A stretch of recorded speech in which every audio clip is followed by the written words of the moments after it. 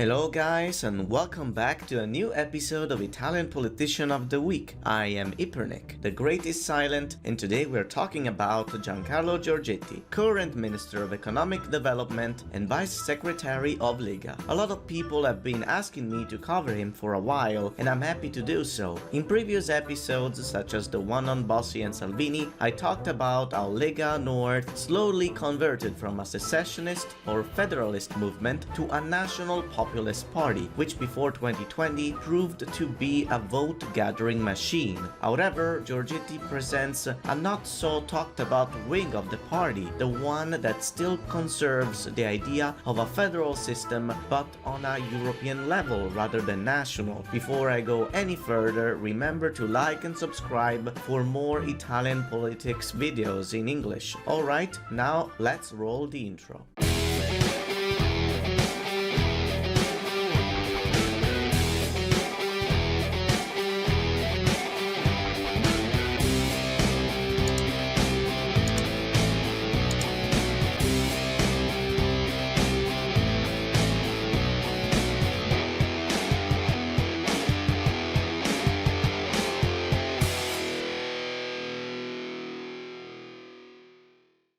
Giorgetti was born in a small town in the middle of nothing in the northern province of Varese. The town is called Cazzago Brabbia, has about 800 inhabitants, and half of the people living there are related apparently. In 1995, he became town mayor of the small town under the banner of Lega Nord. He will later be elected into parliament from 1996 onwards, taking part in leading numerous commissions, particularly the one on balance and of foreign policies. In 2002, he was elected party secretary of the Lombardian branch of the Northern League, a position he held for a decade. As most of you already know, Lega Nord was a party that claimed Northern Italy to be completely different from the rest of the country, called the people of the south a bunch of leeches sucking off their wealth, and called first for independence but eventually settled on regional autonomy. In the last 20 years, the national government has done a lot to liberalize locally and granted more powers to regions and communes. Due to this, regionalism slowly started to die as a trend, and with Bossi's resignation from party secretary due to corruption and health reasons, Lega, now under Roberto Maroni, was faced with a choice.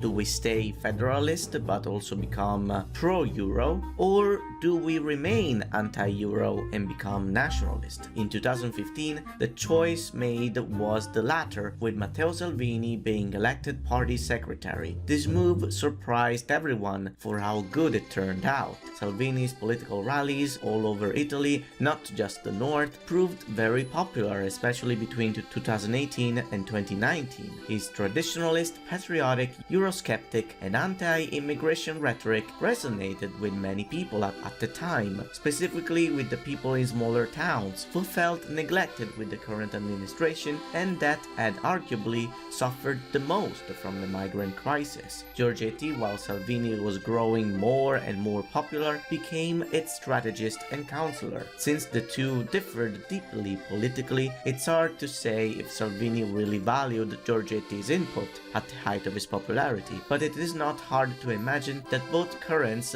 must have felt ecstatic seeing their party jumping from 7 to 33% in opinion polls over just a few years. After the 2018 elections, which saw the populists win over much of the parliament seats, Giorgetti was one of the main coordinators of Lega and the Five-Star Movement alliance with the young lawyer Giuseppe Conte at its head. He even became undersecretary of the Prime Minister. For the whole year, the cabinet was in charge. However, ever since Conte's first cabinet fell and sending Lega back in the opposition, Salvini started to collect a long series of gaffes, which made him lose more than half of his supporters, especially in the last few weeks. When Draghi showed up in February 2021 to form a new government to fix the economy and get Italy out of the crisis, most parties joined him, including Lega, but Draghi did not want people like Salvini in his team, and so all the ministers that he selected belonged to the liberal wing of the party, including Giorgetti, which for the first time in years outclassed Salvini institutionally. Given the current historical period, any ideology that does not invoke an idea of European unity and solidarity towards Ukraine is extremely out of favor, and this has contributed heavily to Salvini's recent unpopularity. Ever since he came to power, he has always been an outspoken Putin supporter, wearing shirts in the European Parliament with his face on it and simping over him. It is now an open secret that Lega used to take funds from Russia to spread Euroscepticism in Italy and abroad. Salvini tried to make himself look better by going to Poland to show support to the refugees, and he got shamed for it by the Polish people who knew exactly who he was. Since Salvini doesn't necessarily recognize the Lega ministers as part of their own team, he has posed many critiques to Draghi's government, even over concepts that he had supported in the past, such as owning firearms. The Italian arms company Leonardo, as of recently, has started to sell weapons to the Ukrainians to fight off the Russian invaders, a move which was supported by the executive and the parliament alike. This proved very unpopular with the people, however, and so Salvini came out to say that he was against it, saying that guns make me sick and uncomfortable, a sentence that took many people by surprise, not only for the numerous pictures of Salvini holding guns, but also because he was the one who passed a law that introduces the concept of self-defense in one's own property in Italy. So, I don't know. Giorgetti, on the other hand, is very well liked, not only in the institutions. People find him well-spoken and relatable, someone many people find competent enough to trust with the economy, which is a huge compliment to seeing the state we are in politically. With the likely imminent death of Euroscepticism, Giorgetti might lead the way to a new Lega party, which could grow more similar to Forza Italia and embrace liberalism and conservatism. I cannot help but to see a more institutionalized Lega under Giorgetti as something a lot more respectable and perhaps even reliable. However, I have to say that the current executive so far has not matched my expectations for the economic cuts and proper investments that the economy is in dire need of.